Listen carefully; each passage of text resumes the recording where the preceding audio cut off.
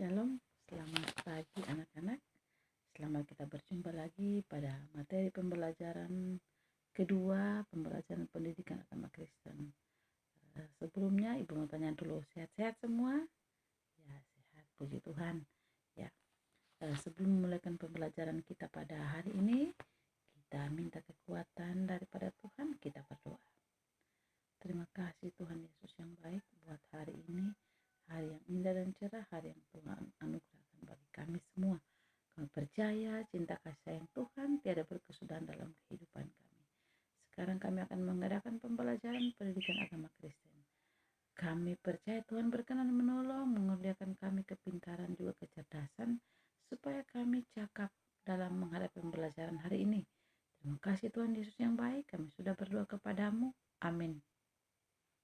Ya, anak-anak, pembelajaran kita pada hari ini masih berhubungan dengan pembelajaran kita yang pada pertemuan pertama tentang Tuhan pedoman kehidupan keluarga, dengan tujuan pembelajaran yaitu menjelaskan pengertian dan bentuk keluarga, kemudian apa fungsi keluarga, selanjutnya menghayati dan memaknai peran Allah dalam kehidupan keluarga. Ya, sebelum memulaikan pelajaran, Ibu tanya dulu pelajaran minggu lalu, masih tahu apa yang dimaksud dengan keluarga? Nah, masih tahu kan apa itu keluarga? Nah, keluarga adalah apa? Merupakan lembaga sosial terkecil dalam masyarakat, atau keluarga juga disebut dengan ketika memiliki pertalian darah dalam suatu hubungan perkawinan atau adopsi. Itu. Kemudian keluarga juga bisa disebut keluarga ketika dua jenis kelamin berbeda dipersatukan dalam satu persekutuan perkawinan. Nah, itu keluarga. Kemudian keluarga juga menurut pakar sosiolog yang memiliki fungsi seperti fungsi afeksi, fungsi sosiologis, ekonomis, kreatif, religius, dan lain sebagainya. Ya, selanjutnya pembelajaran kita pada hari ini yaitu peran Allah dalam kehidupan keluarga. Ya, peran Allah dalam kehidupan keluarga. Kita tahu bersama bahwa manusia pertama yang diciptakan oleh Tuhan Allah yaitu Adam dan Hawa. Ya, manusia pertama yang diciptakan oleh Tuhan Allah yaitu Adam dan Hawa. Nah, ketika diciptakan manusia pertama Adam dan Hawa, di sanalah Tuhan merencanakan dan membentuk sebuah keluarga pertama, keluarga baru pertama. Nah, ketika diciptakan Adam dan Hawa, di sanalah Tuhan Allah menciptakan keluarga baru pertama dengan menyatukan dua manusia berbeda, dua jenis kelamin berbeda, dua manusia berbeda yang merupakan satu kesatuan. Ya, mengapa disebut sebagai suatu kesatuan? Ya, karena mereka saling menolong, saling menopang, saling mengasihi, bahu membahu bersama-sama. Nah, kemudian yang menjadi bacaan firman kita pada saat ini dalam pembelajaran hari ini yaitu Kejadian 2:24. Ya, Kejadian 2:24 di sana dikatakan, sebab itu seorang laki-laki akan meninggalkan ayah dan ibunya dan bersatu dengan istrinya sehingga keduanya menjadi satu daging. Nah, anak-anak, tentunya kalian pasti ada yang kurang paham dengan ayat ini, di mana dikatakan sebab itu seorang laki-laki akan meninggalkan ayah dan ibunya dan bersatu dengan istrinya sehingga keduanya menjadi satu daging. Nah, supaya kalian tidak bingung, dan ini akan menjadi tugas kalian dalam pembelajaran di rumah, pekerjaan rumah, yaitu 3 soal. Pertama, jelaskan arti dari kalimat seorang laki-laki akan meninggalkan ayah dan ibunya. Kemudian soal kedua, apakah yang dimaksud dengan bersatu dengan istrinya? Selanjutnya yang ketiga, jelaskan pengertian satu daging dalam ayat ini. Nah, itu akan menjadi pembelajaran kalian nanti pada minggu depan ya. Nah, kemudian pelajaran kita selanjutnya tentang melibatkan Tuhan dalam kehidupan keluarga. Nah, anak-anak, ada hal-hal yang khas yang berkaitan dengan peran Tuhan dalam kehidupan keluarga. Kita sebagai orang Kristen, kita memiliki kekhasan, yaitu Tuhan berperan dalam kehidupan keluarga. Melalui apakah Tuhan berperan? Yang pertama, berkat Tuhan. Nah, apa sajakah itu berkat Tuhan? Perlu kalian tahu bersama bahwa berkat Tuhan tidak hanya dinilai dari uang. Berkat Tuhan tidak hanya dinilai dari harta, melainkan dari apa saja berkat Tuhan itu, ya tentunya dari kesehatan, dari kekuatan, damai sejahtera, sukacita, ketambahan usia ketika berulang tahun, itu juga disebut berkat berkat Tuhan. Nah itu berkat Tuhan berkaitan dengan peran Tuhan, berkat Tuhan. Selanjutnya pengampunan Tuhan.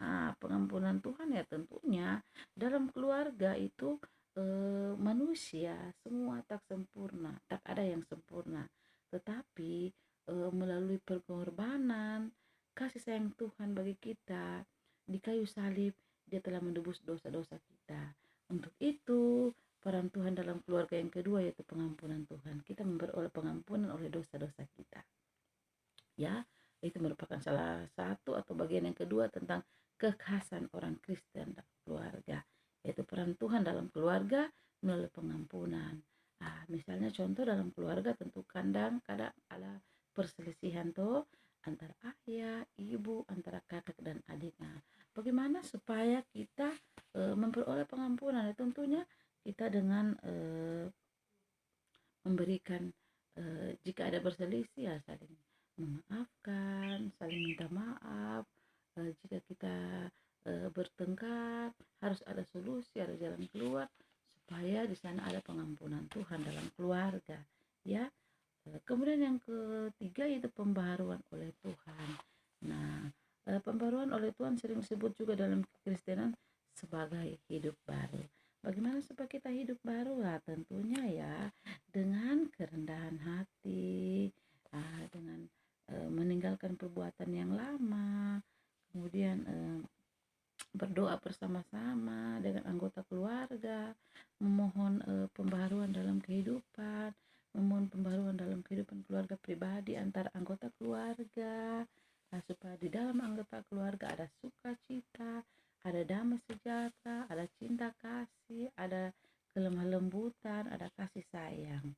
Nah, anak-anak, itulah tadi beberapa materi pelajaran kita, dan ibu harap ada tugas yang ibu berikan tadi, ada 3 nomor yang harus kalian kerjakan minggu depan, yaitu yang terdapat dalam Kejadian 2 ayat 24 tentang jelaskanlah arti dari kalimat seorang laki-laki akan meninggalkan ayah dan ibunya. Itu kalian harus kerjakan di rumah.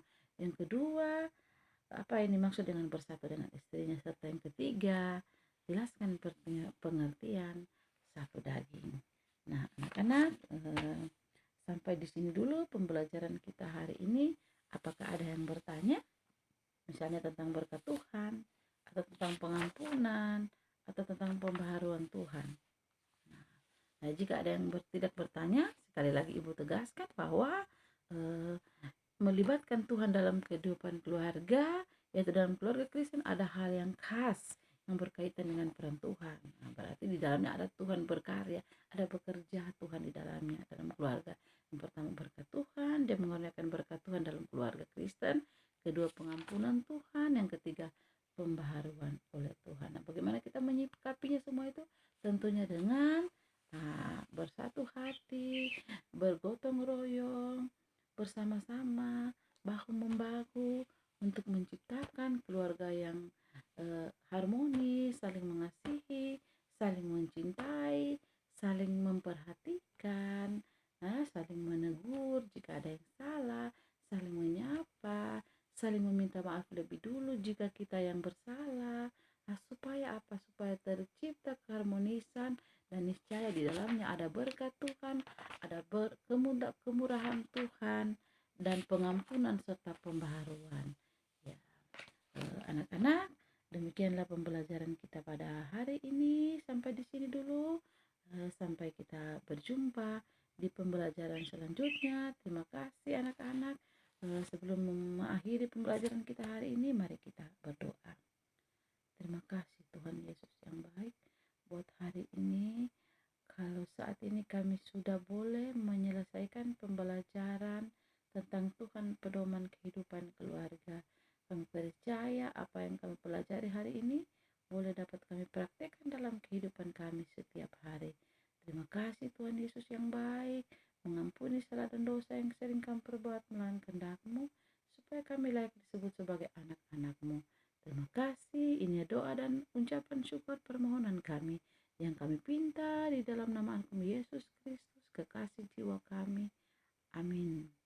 Ya, terima kasih anak-anak atas perhatiannya. Selamat mengerjakan pekerjaan rumah. Sampai bertemu di pertemuan selanjutnya. Shalom.